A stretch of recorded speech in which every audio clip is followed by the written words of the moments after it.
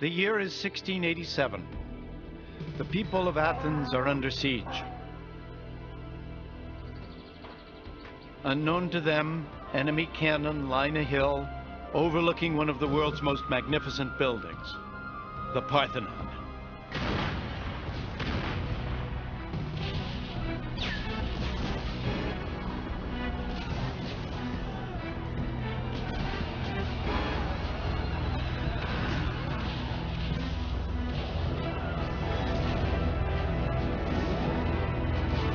Tragically, the Parthenon had been used to store, of all things, gunpowder. One of the most beautiful buildings ever conceived, it was almost completely destroyed. For 2,000 years, the Parthenon has stood overlooking Athens, recalling a remarkable moment in history, the Golden Age of Greece.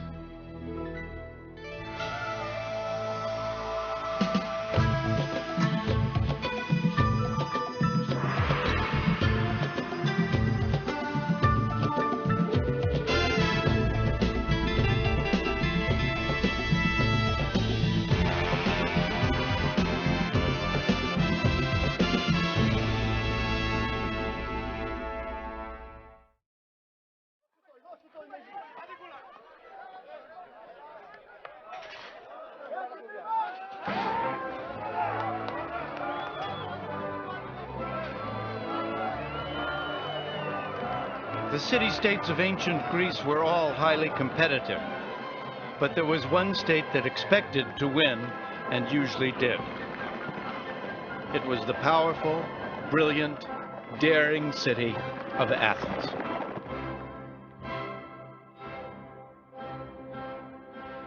During the 5th century BC, Athens grew more powerful as many city-states and islands turned to her for protection from their mutual enemy, the Persians. And so the Athenian Empire was born.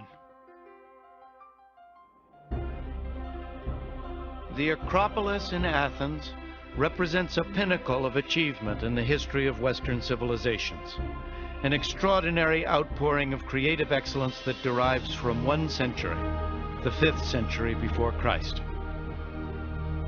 These magnificent buildings symbolize the collective inspiration of a people with a passion for perfection. The historian Plutarch wrote, "So the buildings rose, as imposing in their sheer size as they were inimitable in the grace of their outlines. Since the artists tried to excel themselves in the beauty of their workmanship, each of them men supposed would take many generations to build, but in fact the entire project was carried through in the high summer of one man's administration."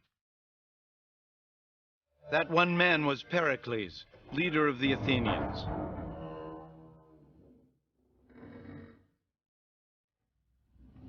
Pericles built the Parthenon to house and honor the deity to whom the city was dedicated, the goddess Athena. In her hand was a 6-foot statue of Victory. Adorned in gold and ivory, Athena soared 39 feet high. Pericles came to power in 461 BC. Athens flourished as few cities ever have. Pericles paid for the magnificence of all of Athens out of taxes collected from other city-states in return for protection. Ours is no workaday city. No other provides so many recreations of the spirit. Our love of what is beautiful does not make us soft. We regard wealth as something to be properly used, rather than as something to boast about. To me, it's wonderful that in the age of Pericles, they would take what was a huge amount of their gross national product and pour it into buildings, into a great Parthenon, into architecture that has influenced the history of architecture in the West for centuries beyond. What the Acropolis and the Parthenon were saying to the world was that we are Athens, we are the top, we have this goddess whom we revere, who looks after us under all circumstances, and for whom we are going to build the most magnificent enclosure we can imagine. And it was a mark both of respect to the goddess and a way of showing the other Greeks that in this constant struggle, this constant competition, Athens was the best.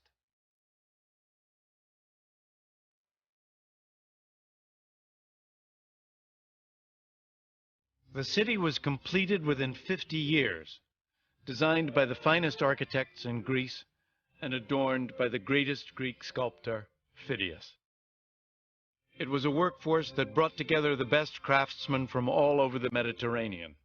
Athens buzzed with new energy and, most of all, new ideas.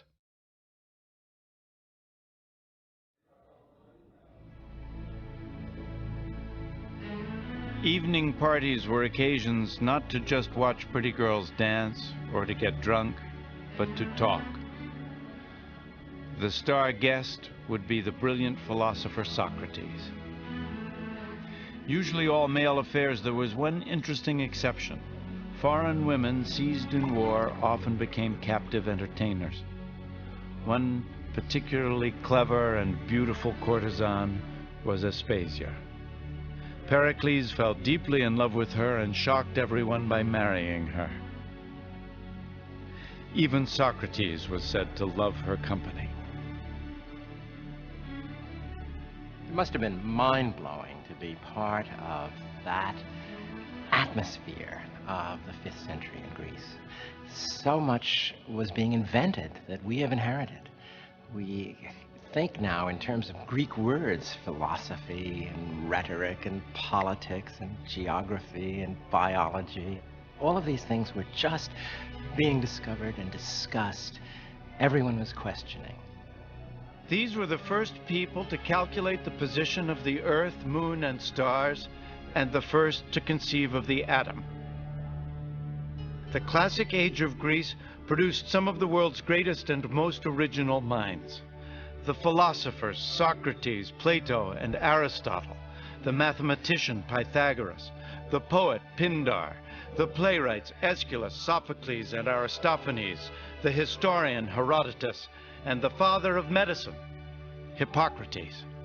These were some of the greatest minds that have ever lived, and they were all alive in this small town, more or less at the same time.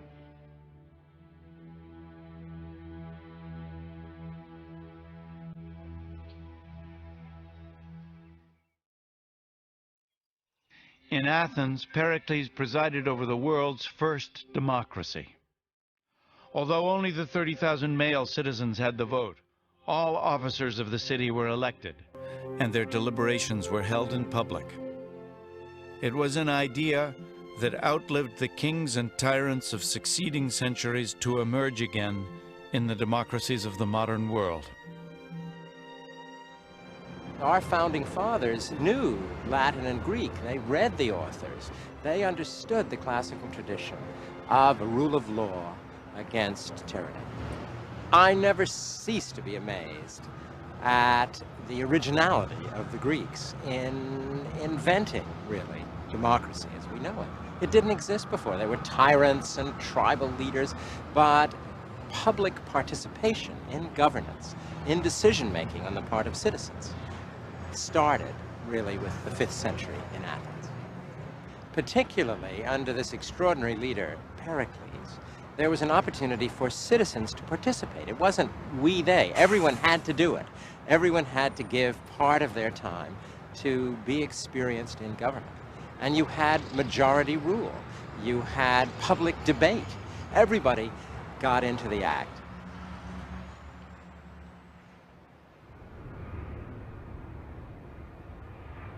Athenian success in art and diplomacy, in sports and in government, was motivated by their desire for excellence.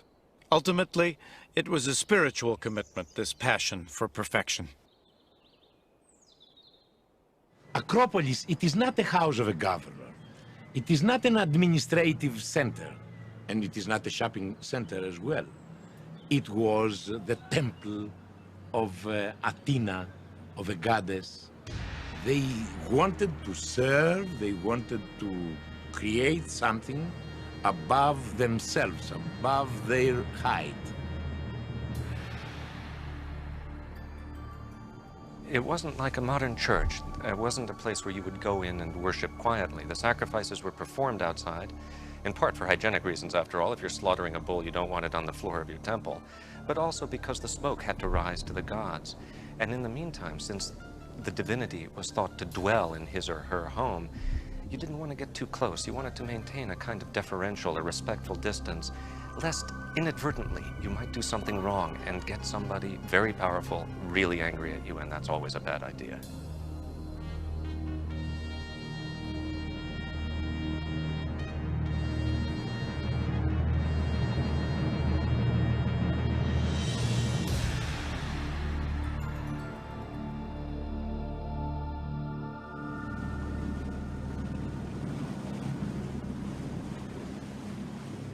In 1928, off the northern coast of the Greek island of Euboea in the Aegean Sea, a small boat was looking for sponges.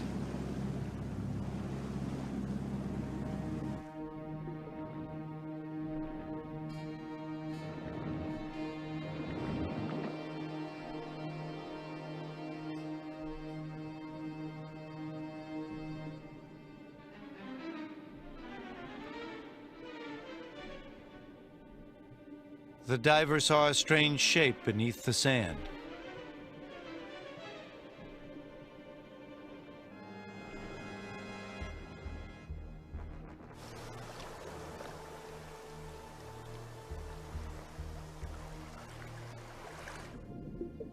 He had discovered a classical Greek statue that had sunk with the ship carrying it nearly 2,000 years before.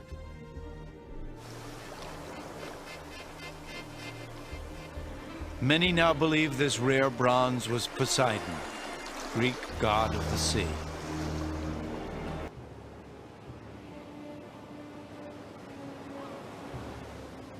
Overlooking the sea at Sunion, 37 miles south of Athens, is a temple built in honor of Poseidon, a god the Greeks were anxious to have on their side. Poseidon is nature. His domains are the depths of the earth and the sea. He creates storms, he helps the seamen, or he sends them to their death. So he's an uncontrollable god, and you turn to him when you're scared. The Greeks were very good in building temples where you had a sense of otherness, a sense of such a great beauty that only the gods could live there.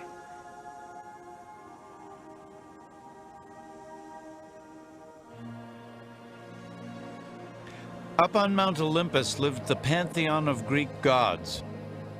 There were gods for everything: love, fertility, wisdom, anger, jealousy. But one Greek god stood above the rest, the all-powerful Zeus, ruler of the world and of the gods themselves.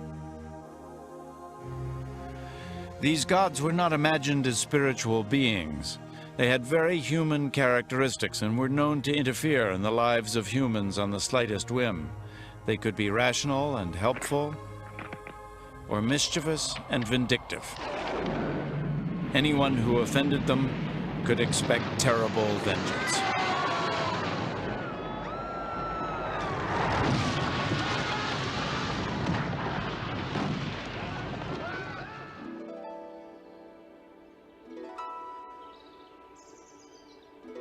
This is Delphi, the most important of all Greek sanctuaries to the gods. This temple was dedicated to Apollo, the god of knowledge, light, music, and healing. Greeks honored Apollo with plays, debates, poetry readings, and in this stadium near the top of the mountain, great sporting events. Pilgrims would cleanse themselves in this spring, having first sacrificed a goat to Apollo. Even in this highly educated and rational civilization, they still believed in mysterious divine powers. The great temple of Apollo was home to a kind of prophet, the Oracle of Delphi.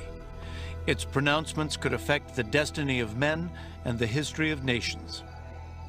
Ordinary citizens would come to ask if they should marry or if their spouse was being unfaithful. Generals would ask if they should go to war. A priest took their questions to the oracle, or Pythia, as she was called. The medium was an ordinary local woman sent into a trance often by chewing hallucinogenic leaves.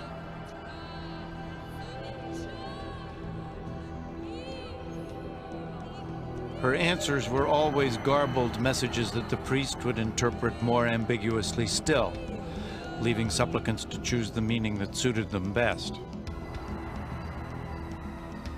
At times, the answers were simply misunderstood. When Croesus, king of Lydia, asked if he should attack the Persian Empire, he was told, "If you go to war, you'll destroy a great kingdom." He went to war. The kingdom he destroyed was his own.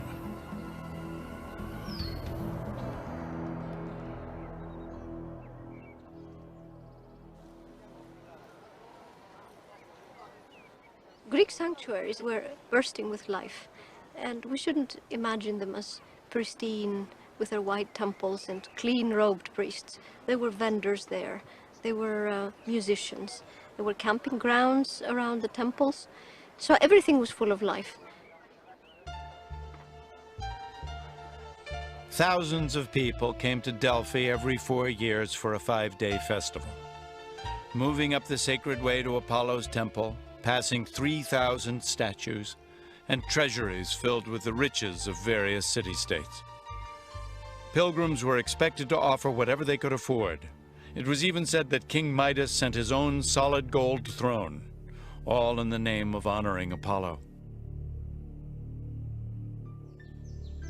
But it was also at Delphi that another unofficial ritual took place, honoring not Apollo, but a very different sort of god. In winter, it said, women would climb Mount Parnassus directly behind Delphi and perform wild dances in honor of Dionysus, god of wine. They were called Maenads. It was one of the few opportunities for women in this highly ordered society to follow their instincts and abandon all inhibitions. Maenads were followers of Dionysus, so to say, liberated women who leave the household and go out in a completely female bond atmosphere. And they do dances and picnics, probably harmless things, but because they do it by themselves, the male imagination made them do monstrous things. Such private rituals later became public events and the beginnings of what we now know as theater. All drama originated as part of religious festivals. And they had the god Dionysus, who was the god of everything delicious.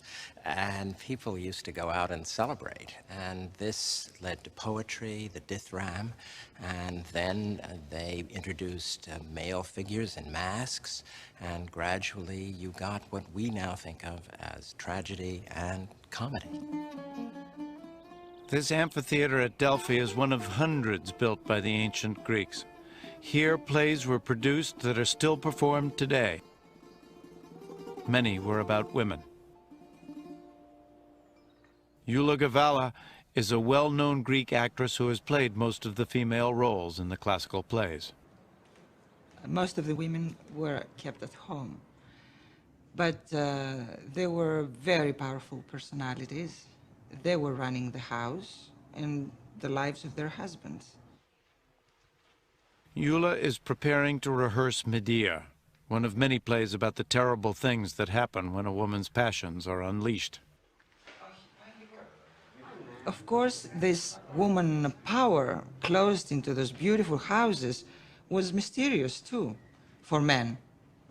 It was that other world that they wanted to know more, experience more.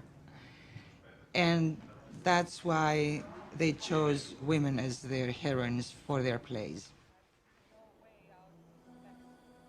Theater became absolutely central to a way of life. They would have a whole day. You'd start in the morning, you'd get 3 plays, and they went on a long time. You had subsidy from the government, and you also had private support from the very rich. And you had political debate. You had a sense of involvement. The chorus was a device that represented the people. And the stories were often known from mythology, but it was the way they were played out that really captured the imagination of an entire populace.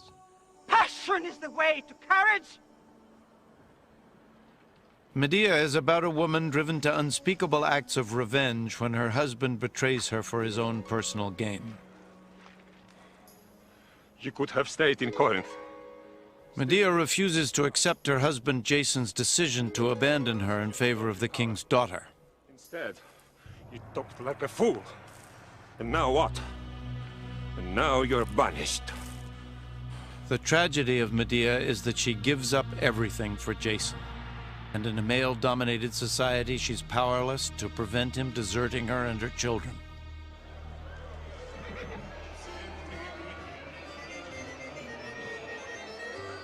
Traces of that tension between men and women can still be seen in Greece today. This, too, is a society dominated by men. Men committed to demonstrating their masculinity.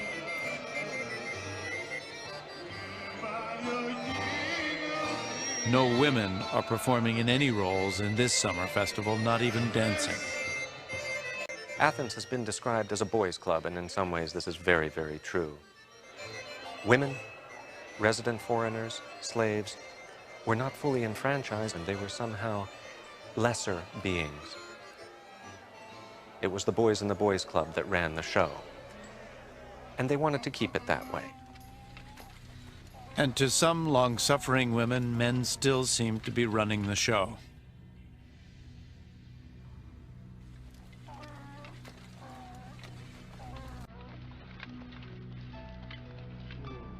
Coward.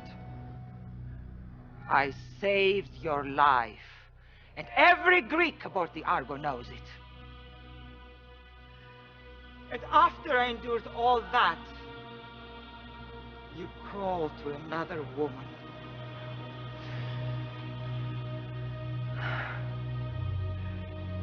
Jason, where am I to go?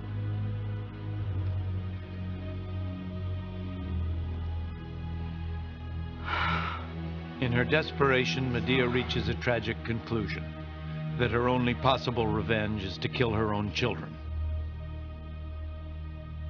Well, you take a play like Medea, which so speaks to a society now in which divorce is rampant, in which men and women get so angry at each other, in which child custody is an essential issue. And you see it played out with an intensity of emotion that absolutely brings you to tears.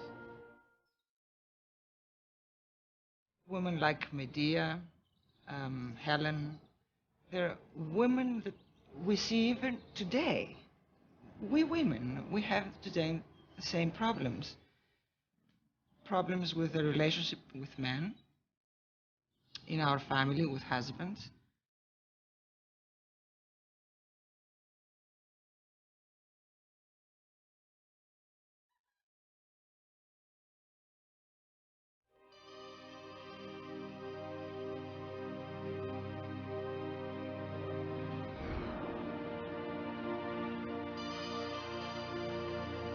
Each age has its own beauty.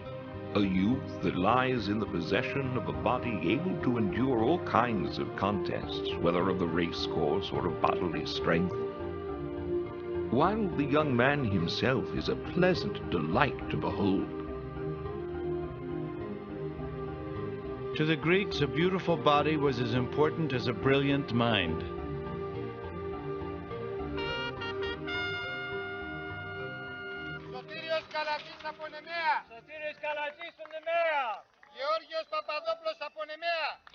It was in this stadium where the Nemean Games were held, one of the four great religious and athletic festivals of ancient Greece.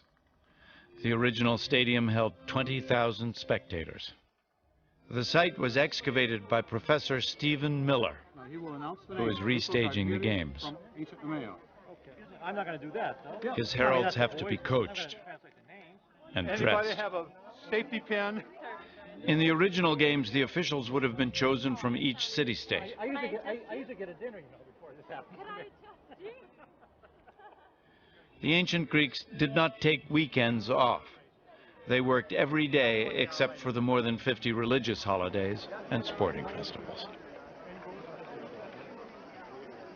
They'd come in, clusters of family or friends, spread their blankets, break out their wineskins, and sit and watch the games. You should also imagine cheering sections. We have actually found evidence in the form of concentrations of coins that show us, for example, across the way, it was the center of the Corinthian cheering section. It's almost all of the coins that have come out of the stadium from Corinth are there. Here on the opposite side, just behind where the judges' stand is, not coincidentally, we have found almost all of our coins from Argos. And of course, the games were controlled by Argos. So you have the cheering section right behind the judges' stand, reinforcing, I'm sure, the judges' decisions.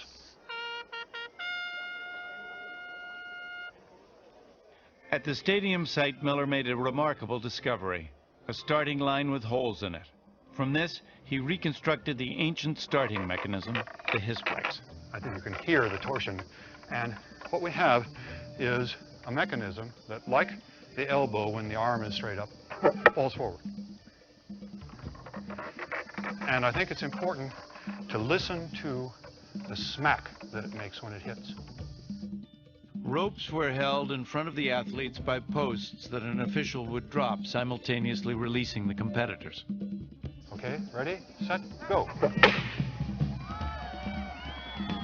Originally, athletes competed in the nude and women were excluded from the games, but one woman, determined to see her son compete, dressed up as a male trainer.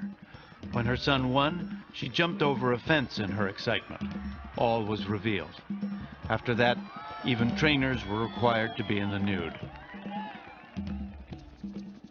Long jumpers carried weights that would thrust them forward and were jettisoned before landing.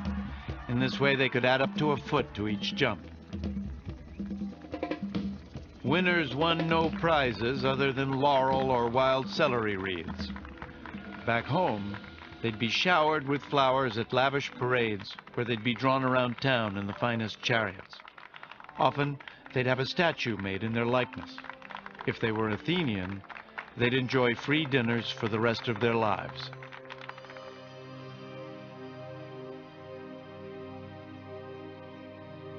The most important games in Greece were held every 4 years in this valley, at Olympia. The first international sporting event in all the world was held here in 776 BC. The Greeks were the first to elevate athletics to the status of serious competition.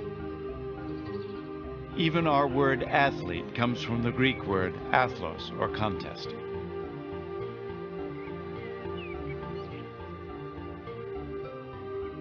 But the Olympic festival was first and foremost a religious occasion. As many as 100 oxen would be sacrificed here on an altar in front of the temple of Zeus. Its interior was dominated by a gold-clad statue of the god. Before it, every Greek athlete had to pray before he competed. At the entrance to Olympia was the gymnasium where athletes trained, and the office of the organizing committee who decided on an athlete's moral suitability to compete. A hotel for VIPs was built around an elegant fountain. At the far end was a mini United Nations. States were required to cease all hostilities during the games and met here to work out their differences. Central to everything was the great temple of Zeus. You didn't go just for the athletics. You went to the religious festival, you went to sacrifice to Zeus, you went to talk to people you knew from Argos or Sparta or Athens or Thebes. Herodotus might come and read the latest chapter of his histories to see if it was going to sell. Pindar was waiting in the wings for an athlete to win so he could get a commission to write a poem. Myron the sculptor was here hoping to get a commission to do a sculpture of the victorious athlete.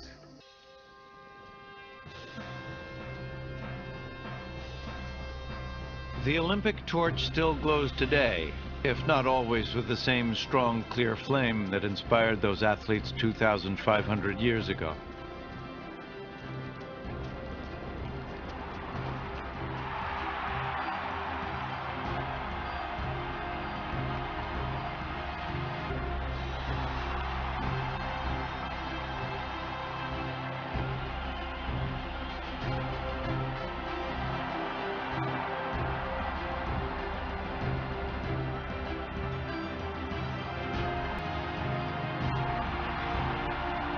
But it does sometimes carry forward the original goal that once every 4 years the nations of the world should forget their disputes and come together in friendship and open competition.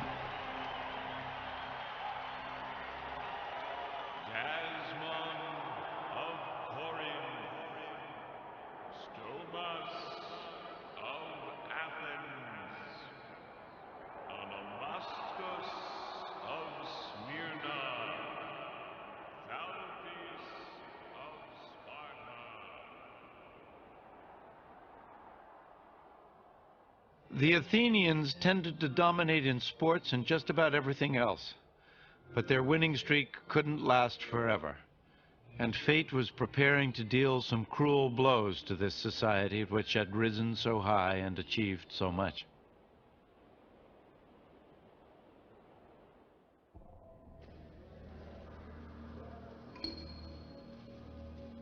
In 399 BC, the Athenians did a strange thing. They put their wisest citizen on trial. The great philosopher Socrates was judged by a jury of 200 of his fellow citizens. Each placed a pebble in one urn for guilty, or another for innocent. He was accused of not believing in the gods and of corrupting the minds of the young with his radical new ideas. In many ways, Socrates was the complete Athenian. He served with courage and distinction as a soldier and as a statesman, and in this way fulfilled the Athenian ideal. At the same time, though, he demanded explanations, he demanded definitions of his fellow citizens. He described himself, after all, as a gadfly, as a stinging fly on the great sluggish rump of the Athenian body politic.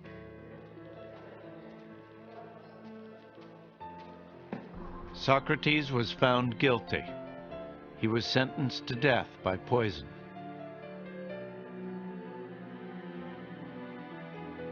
His trial and conviction would never have happened earlier under Pericles' rule. The Athenians became too cautious, I think. Something happened.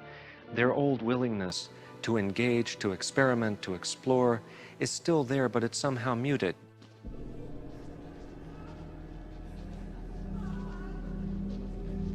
The change in Athens had its root in events decades earlier. In 430 BC, a terrible tragedy befell Athens. A plague that was said to have come from Ethiopia, then passed through Egypt and Persia before finally reaching Athens. It was a disease that killed almost everyone it touched, and it swept through the city. The historian Plutarch wrote, "There was no record of the disease being so virulent anywhere else as it was in Athens. People in perfect health suddenly began to have burning feelings in the head. Their eyes became red and inflamed. Some, too, went blind and suffered from total loss of memory." Pericles' own sister, and then to his horror, his son, caught the plague, and he was already burdened by a disastrous war with the Spartans.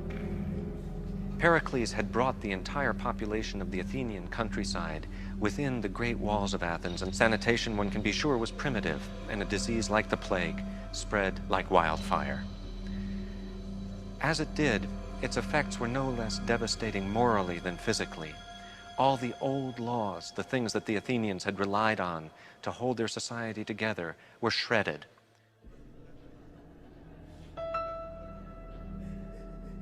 People came into temples to die, or worse still, brought their own dead in and left them there. The horror, I think, is really, to us, almost unimaginable.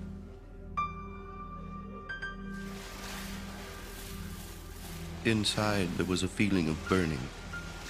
Many of the sick who were uncared for actually plunged into the water tanks in an effort to relieve the thirst. It was unquenchable.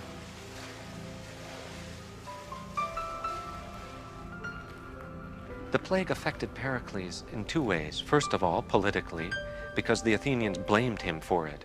And for the first time in 15 years, he was not elected to the office of generalship that he had held for so long. Shortly thereafter, he himself caught the plague and died. And with the death of Pericles, a certain style of leadership died as well.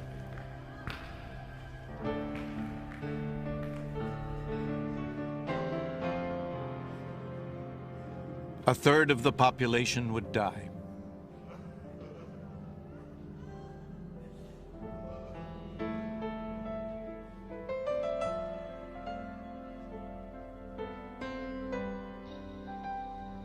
Without Pericles' leadership, the Athenians were lost.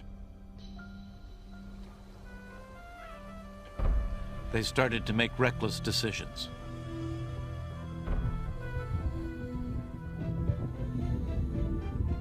For half a century, Athens battled Sparta for dominance over Greece. The decisive battle would be fought not on Greek soil, but in Sicily. Athens sent a fleet into battle, but the highly trained Spartan army sided with the Sicilians. The Athenian navy was destroyed in a series of disastrous sea battles, and in 404 BC, Athens was utterly defeated. I think finally the Athenians lost the great war against Sparta because they did overreach themselves. The Spartans repeatedly offered terms of peace, but here's where that old Athenian aggressiveness comes into play as well. The Athenians simply couldn't allow themselves to accept terms of peace from Sparta. They wanted to win.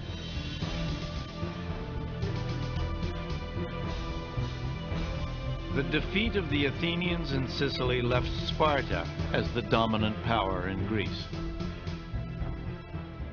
Athens had everything going for it, but I think that it declined for many of the same reasons that made it great. That aggressiveness, that competitiveness, that need to be first and best, wore them out.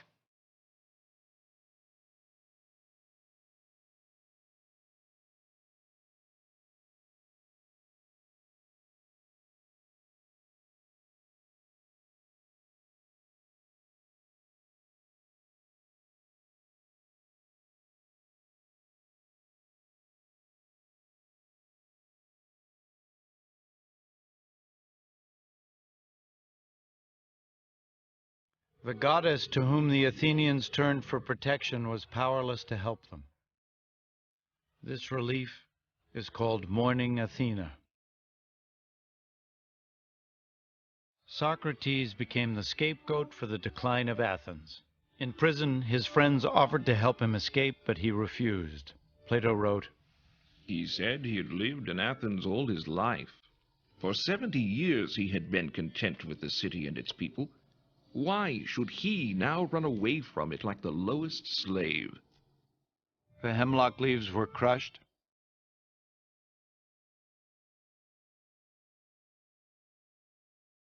The poison potion was prepared. Socrates really does embody Athens at its best in some ways. And when he dies, we really do see that things have changed, that things after Socrates just won't be the same. Plato recorded the last words of his friend and teacher. How much would one of you give to meet Orpheus or Homer? I should like to spend my time there, as here, in examining and searching people's minds to find out who is wise and who only thinks he is.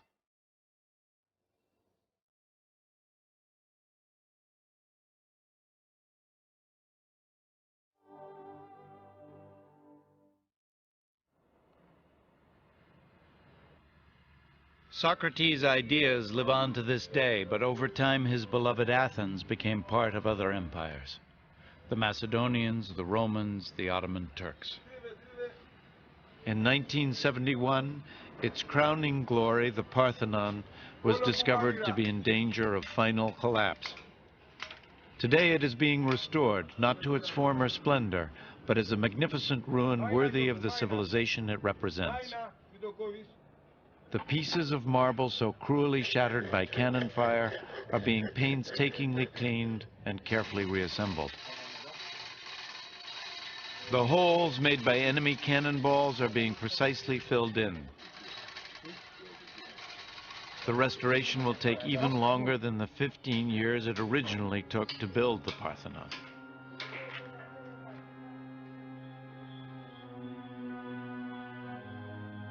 After its destruction in 1687, the temple was pillaged by treasure seekers.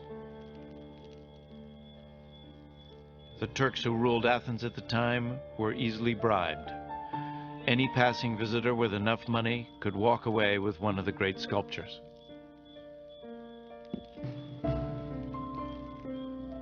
Heads and limbs were severed from bodies to make even more saleable items.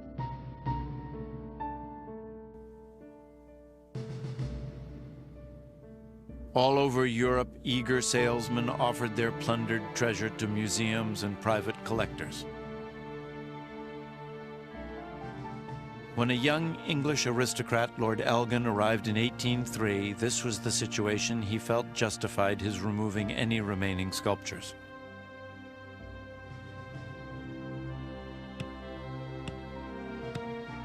His men pried loose 56 sections of friezes and a dozen or so statues, including a magnificent horse's head.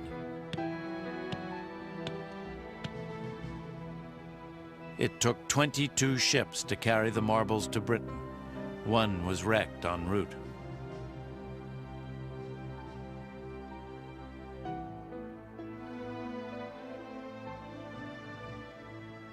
The Elgin marbles from the Parthenon are exhibited in the British Museum.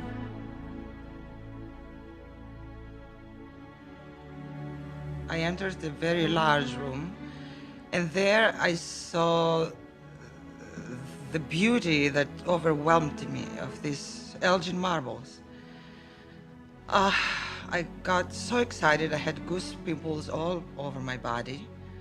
I couldn't speak, I was just on a trance. The beauty was so powerful. I was silent for a very long time looking at that beauty. And then I felt sad because I couldn't see in my country those marbles. It's very sad for us not to have that great experience here in Athens every day.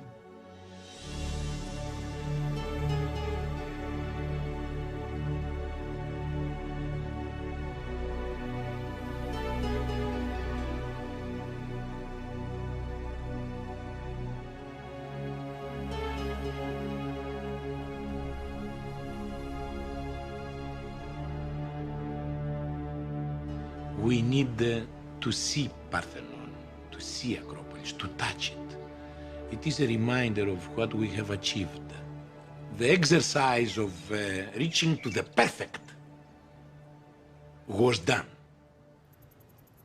And if we can assume for a moment that all these ruins, remnants, are disappeared, erased from the earth, it would be like a universe without the Fifth Symphony of Beethoven, for example. But there is a quality more durable even than stone in the legacy of Athens. This was a city whose brilliant light shone so powerfully that it defined Western intellectual thought for centuries. It is hard to go down a street without seeing some vestige of our enthusiasm for a Greek way of life. And we forget that way of life at our peril. It was so effective and so courageous. It's extraordinary that a society of only 70,000 Athenian men and women who lived 500 years before Christ could influence the world so dramatically. The democratic spark they lit blazed again 2,000 years later to affect the lives of people all over the world. This, then, is the kind of city for which men who could not bear the thought of losing her nobly fought and died. Mighty indeed are the marks and monuments of our empire which we have left. Future ages will wonder at us as the present age wonders at us now.